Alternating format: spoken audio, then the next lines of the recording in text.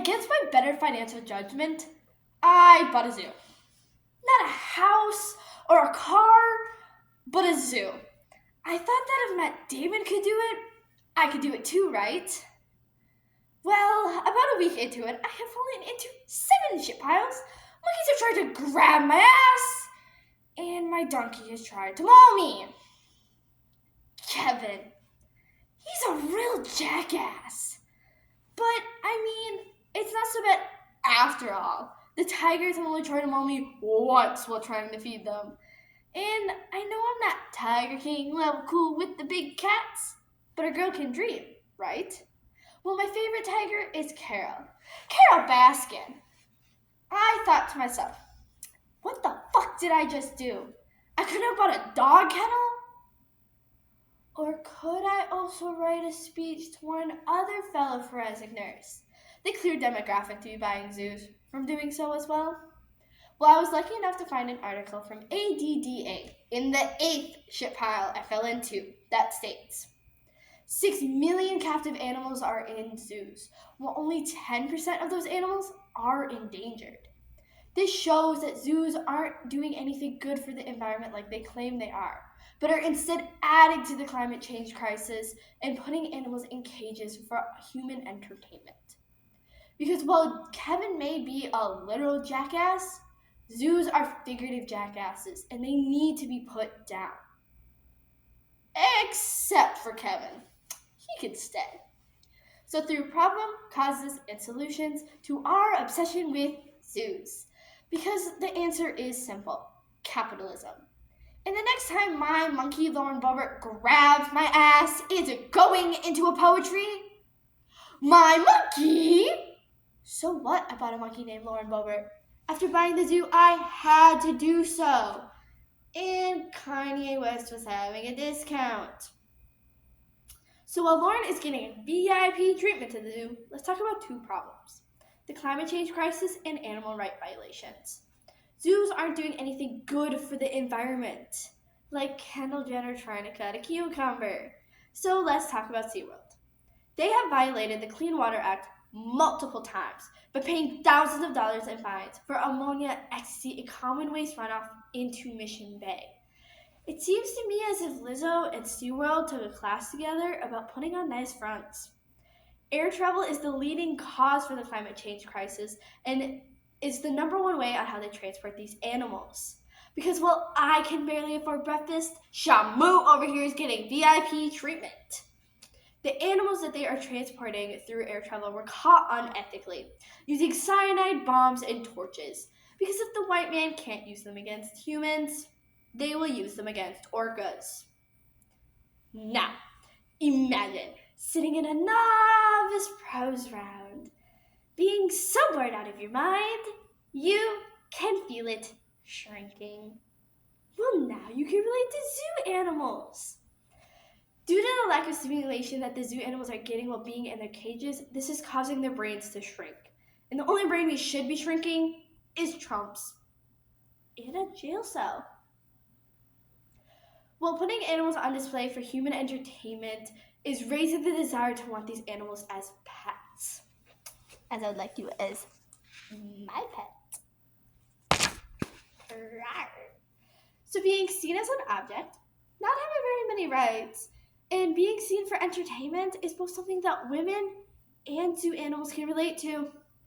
This makes you wonder, are zoos run by Kens or the Supreme Court?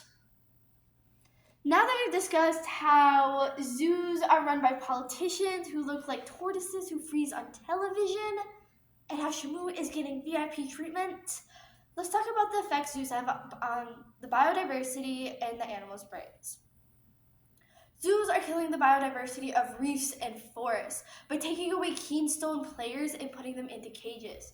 This ultimately disrupts the food chain and causes more harm than good and killing off more animals. Gorillas.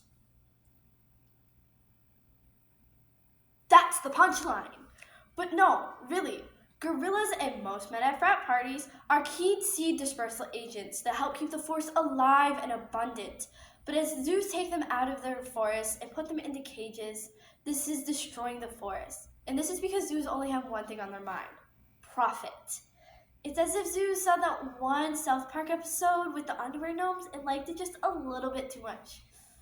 Step 1. Steal all the animals from the wild. Step 2. Hamana, hamana, hamana. Step 3. Profit.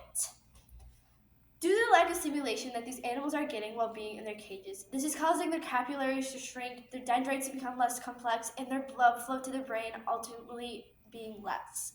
This is causing permanent damage to these animals' brains.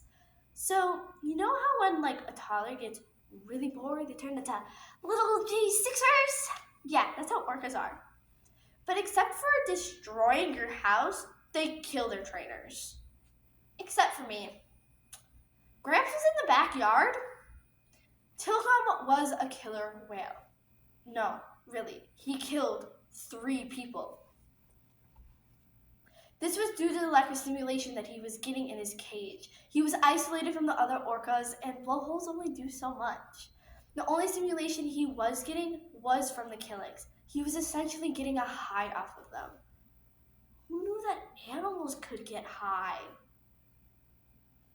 Now that we've discussed how Lauren Boebert is getting VIP treatment to the zoo, to how politicians are running zoos, and how Snoop Dogg and Tilcom are getting high together, let's talk about ways to prevent this. Most of these animals in the zoos have spent over half their life in them, which means they won't be able to make it in the wild, like most of us at forensics meets. So they should be sent to animal sanctuaries where they're able to live out their lives in a wide open area where they can be with others of their kind. Now for the younger and healthier ones, they should be sent back to the wild, so they're able to live out their lives free. Sounds like something we should do with debaters. But in order for us to prevent these animals from ending up back into the zoos, we need to reform zoos and turn them into animal sanctuaries. Animal sanctuaries allow animals who were once hurt, abandoned, or abused and help them get them back to a spot where they are able to make it in the wild once again. If they're unable to do that, they will have them for educational purposes where they are able to live their lives free, but also be able to be taken care of till their death. Juniper Fox is a great example. She's taken in many foxes, possums, skunks, raccoons, and overall a lot of other animals. So they're able to live out their lives once again in care. We have, instead of going to SeaWorld, go to an animal sanctuary. We have 2 in our area. We have the St. Croix Valley Carpenter Center, which focuses more so on larger birds. And you're able to go watch them get set free once they're healthy enough, and you're able to pick apples. The ones that weren't quite ready, they use for educational purposes and will eventually be released. The other one is Valley of the Kings Exotic Animal Sanctuary. This one focuses on exotic animals that were hurt, abused, and just abandoned, and help them live out their lives in luxury. So I have decided.